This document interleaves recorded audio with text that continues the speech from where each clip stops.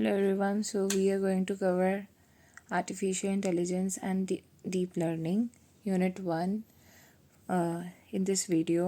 So इसमें मैं आपको ये बताना चाह रही हूँ कि अगर आपने बिल्कुल भी पढ़ाई नहीं करी है तो आप क्या क्या चीज़ें क्या क्या पॉइंट्स जो हैं उससे एक अपना सॉर्ट ऑफ पेपर जो है लिख सकोगे, ठीक है। और क्या क्या कीवर्ड्स यूज़ करना जिससे जो भी चेकर हो उसको खुशी और वो आपको नंबर दे दे, क्योंकि ये पेपर थोड़ा सा मतलब मैं बोलूँ बोरिंग सा और ऐसा हो जाता है कि क्योंकि प्रैक्टिकल सब्जेक्ट नहीं है तो थोड़ा सा ऐसा हो जाता है कि हमारे पास वर्ड्स कम हो जाते हैं।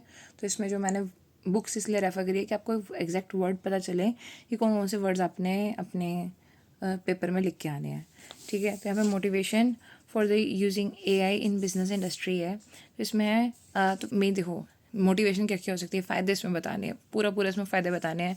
तो इसमें ऑपरेशनल एफिशिएंसी इंक्रीज़ होएगी, रिड्यूस एक्सपेंसेस हैं, एनहेंस्ड प्रिसिशन, ठीक है। प्रिसाइजन मतलब इसमें आपको स्पेसिफिक जो भी नीड है उसको कैटर कर पाएंगे, ठीक है। Accelerated processing durations, AI enables the rapid and precise processing, ठीक है। Resulting in the valuable insights, मतलब वैल्यूएबल इंसाइट्स होंगे तो डिसीजन अच्छा हो जाएगा, ठीक है। यूजफुल इंसाइट्स और patterns, formulate the choice and based on the data, मतलब ये सब चीज़ें आप इसमें लिख सकते हो। Optimize the allocation of the resources, मतलब आपको एक ऑप्टिमाइज एलोकेशन आप कर पाएंगे AI की यूज़ से, ठीक है। इसमें आप ऑप्टिमाइज में और भी चीज़ें लिख सकते हैं, जैसे कि आपने जो सप्लाई चेन मैनेजमेंट है वो आप बड़े अच्छे तरीके से कर सकते हो, ये कितना इन्वेंट्री रखनी है, क्या सब चीज़ें, वो सब चीज़ें इसमें आ जाएंगी, ठीक है। Customize customer service experiences, refine the overall consumer experience, ये भी एक कंज्यूमर की जो भी ओवरऑल एक्सपीरियंस है उसको आप अच्छे से कैटर कर सकते हो AI की हेल्प से, ठीक है। उसके बाद आता है हमारा प्रोवाइड पर्सनलाइज्ड रिकमेंडेशंस, कि भैया हम जो भी पर्सनलाइज्ड रिकमेंडेशंस है because of the algorithm and the feed of the consumer we can understand कि व्हाट एक्चुअली कस्टमर वांट, ठीक है। तो हम उसकी बेसिस पे हम उसकी रिकमेंडेशन को भी जो है वो पर्सनलाइज और उसको कैटर कर सकते हैं, ठीक है। Augmentation of the consumer pleasure, तो उसको क्या क्या चीज़ों में अच्छा लगता है वो सब चीज़ें इसमें देखेंगे। Establishment of the client loyalty, अगर हमारा ये सब चीज़ें होगी तो क्लाइंट लॉयल्टी तो रहेगी ना, क्योंकि हम जो क्लाइंट चाह रहा है वही हम उसको दे रहे हैं, तो क्लाइंट लॉयल्टी हमारी होगी। फोर्सी द फ्यूचर डिमांड, हमें फ्यूचर डिमांड पर चल जाएगा, हमारे ऑर्गेनाइजेशन की एम्पावरमेंट होगी, ये सब चीज़ें मतलब एक वो चीज़ें हैं, ठीक है। कंपेटिटिव एडवांटेज मिल जाएगा। और enables the prediction the and mitigation of the possible hazards, जो भी possible hazards है वो सब चीज़ें आ गई। सप्लाई चेन मैनेजमेंट मैं आपको बता चुकी हूँ। Logistic efficiency, inventory management, quality control, maintenance and operations enables, ठीक है। Continuous monitoring to the equipment and the processes, facilitating identification of the deviations and expecting norms and anticipation of the future breakdowns, कितना अच्छा सा है ये आप लिख सकते हो, ठीक है। तो ये कुछ यहाँ पर चीज़ें थी जिसमें आप बहुत अच्छे से ये पॉइंट्स और ये वर्ड्स आप लिख के मोटिवेशन जो है, motivation for using the AI in the business industry अच्छे से आप लिख सकते हो। तो अब इसके बाद ही हम नेक्स्ट टॉपिक पे जाते हैं, which is the fundamentals of the artificial intelligence methodology. इसको हम कैसे याद कर सकते हैं, इसमें बहुत सीधी सी बात है, स्टोरी राइटिंग की तरह आप इसको अच्छे से याद कर सकते हो कि भैया कोई भी चीज़ को आपको सॉल्व करने के लिए प्लानिंग के हमारे जो सॉर्ट ऑफ हमारी स्टेप्स हैं उसी को एक लेके चलना, ठीक है। प्रॉब्लम डेफिनेशन रिप्रेजेंटेशन है, हाँ भैया प्रॉब्लम होगी, रिप्रेजेंटेशन ये सब चीज़ें होंगी, ठीक है। उसके बाद क्या करोगे, आप उसको सर्च करोगे, ठीक है। एक्सप्लोरेशन एंड द एल्गोरिथम होगा आपका, ठीक है। उसके बाद आप उसके लिए नॉलेज एंड रिप्रेजेंटेशन रीजनिंग करेंगे कि भैया क्या मतलब, यहाँ पे नॉलेज से आप समझ सकते हैं कि एनालिसिस करेंगे कि आपके पास क्या क्या बेस्ट पॉसिबिलिटीज़ हैं। उसके बाद आप आ जाएंगे कि कहते हैं machine learning and the techniques, machine learning and techniques में आप इसमें एनालाइज करोगे कि कौन सी चीज़ बेस्ट है, ठीक है। मतलब जो भी पॉसिबल आपके पास रीजनिंग है, और हम यहाँ पे AI के कंट्रास्ट में बोल रहे हैं, तो आप यहाँ पे मशीन लर्निंग की जितनी भी टेक्निक्स हैं उसको एनालाइज करोगे कि कौन सी बेस्ट है। और फिर नेचुरल लैंग्वेज प्रोसेसिंग यहाँ पे एक एक्स्ट्रा आ जाता है, इसमें हमारा आ जाता है कि भाई जो हमारे नेचुरल लैंग्वेज होती है, जो हम एक्चुअल में जो हमारे इंग्लिश के वर्ड्स ये सब जो हमारे जो अल्फ़ाबेटिकल वर्ड्स होते हैं ये सब चीज़ें होती हैं, हमारे नेचुरल लैंग्वेज प्रोसेसिंग होती है।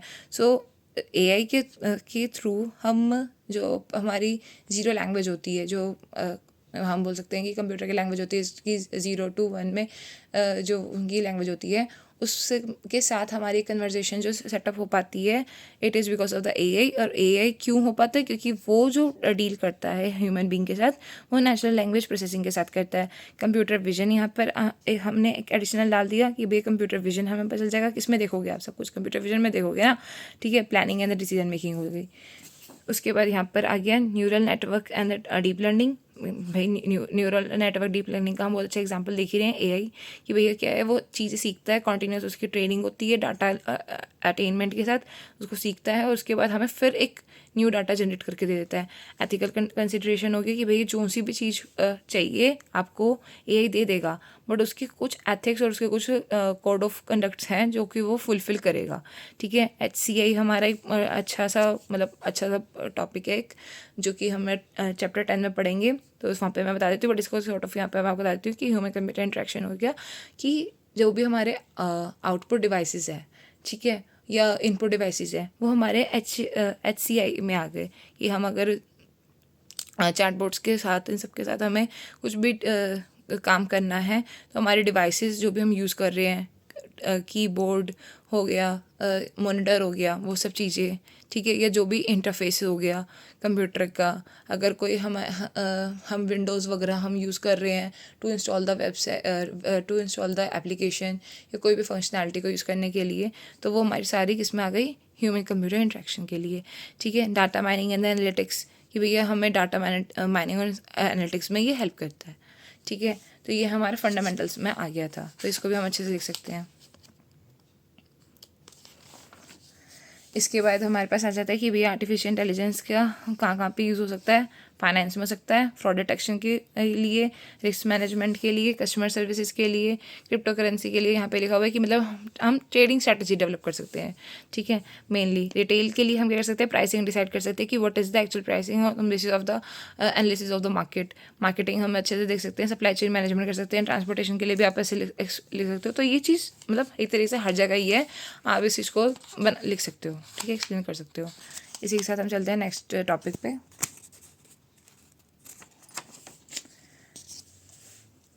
हेल्थ केयर के लिए जैसे आप लिख सकते हो कि भैया drug discovery, personalised medicine, health care management, तो अच्छे से ये कर सकते हैं।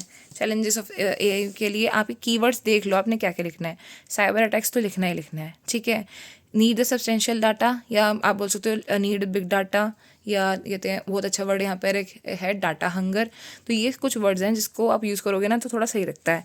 उसके बाद insufficiency of proficient human resource, कि भैया हर एक बंदा सॉफ्टवेयर इंजीनियर नहीं है, हर एक बंदा प्रोफिशिएंट नहीं है in the terms of the computer language. So इसके लिए हमें बहुत ज़्यादा एआई को मैनेज करने के लिए ये हमारी मतलब चैलेंजेस आ जाती है, ठीक है। और बायस में ये आ जाता है कि भैया एज हम यहाँ पे अच्छा सा पॉइंट लिख सकते हैं अगर आपको एक्सप्लेन करना हो तो, कि AI has not a function feature of the emotions। ये हमें एक तरीके से नई ढंग से बताता है कि भैया क्या उस टाइम पे सही है गलत है। वो हमें कुछ भी बताएगा, वेदर अगर कुछ गलत भी होगा बट उसमें उसको कुछ भी क्रिमिनल जस्टिस भी है, मतलब कुछ भी हेल्थ केयर के बेसिस पे कुछ भी चीज़ है, तो वो उसमें हमें जो भी as per the code of conduct या जो भी उसकी कहते हैं कंडीशनिंग हुई होगी उस बेसिस पे हमें आंसर देगा, तो वहाँ पे बाइस्ड आ जाएगा, ठीक है। तो आप उस केस में थोड़ा सा लिख सकते हो। तो मतलब कुछ पॉइंट्स आप इसमें से अपने आप से बना सकते हो, ठीक है। फिर अपॉर्चुनिटीज़ इन एआई, इसको भी आप बड़े अच्छे तरीके से लिख सकते हो। इसके लिए मैंने कुछ लाइन अंडरलाइन कर रखी है कि जैसे कि भैया हमारी जॉब्स जो हैं वो बहुत ऑटोमेट हो जाएगी, डिसीजन मेकिंग प्रोसेस हमारा बहुत अच्छा हो जाएगा, पर्सनल हमें एक्सपीरियंसेस मिलना शुरू हो जाएंगे, ठीक है। ब्रॉडनिंग देयर मार्केटिंग जनरेट्स, मतलब जो भी हमारे मार्केट्स के जो भी काम थे ना वो और ईजी हो जाएंगे, और अदर सोर्स ऑफ इनकम के लिए हमें एक ऑप्शन पता चल जाएगा। डिसीजन मेकिंग प्रोसेस हमारा अच्छा हो जाएगा, ठीक है। इफेक्टिवली स्ट्रेटजी चॉइसेस हो जाएगी, और कहते हैं हम जो रिस्क हैं उनको भी अच्छे से मैनेज कर पाएंगे। ये सब चीज़ें हमारी उसमें आ गई। तो इसी के साथ हमारा चैप्टर 1 ख़त्म हो गया।